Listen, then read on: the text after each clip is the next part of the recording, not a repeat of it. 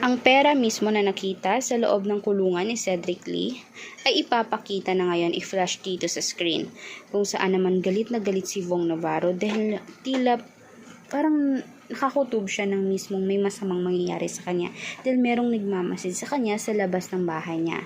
Diretso naman talaga ang pagpunta mismo ni Vong sa Showtime kung saan siya ay nagtatrabaho bilang host. Gayon din naman ay nagpapasalamat naman siya dahil nakakarating naman siya sa kanyang trabaho na ligtas at walang anumang nangyayari sa kanya.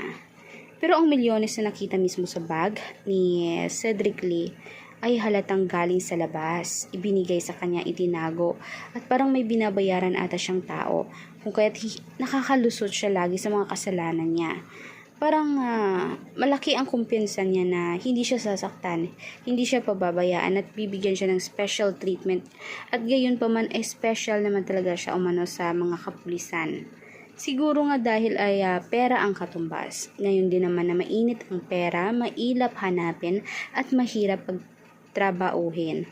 Pero mali iyon dahil illegal nga ang ginagawa ng mga kapulisan na yon na tumatanggap ng pera galing kina Cedric Lee, Simeon Raz, Denise Cornejo at Ferdinand Guerrero para lamang maging special sila sa kulungan. May karma din namang babalik sa kanila twice at 1,000 folds pa kapag mas lalo nilang iginigiit na si Vong mismo ang may kasalanan kahit hindi naman.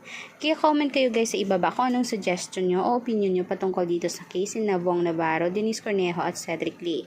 Kaya huwag kalimutan ng mag-subscribe, i-like ang ating video at i-share mismong videos natin on public. Salamat po!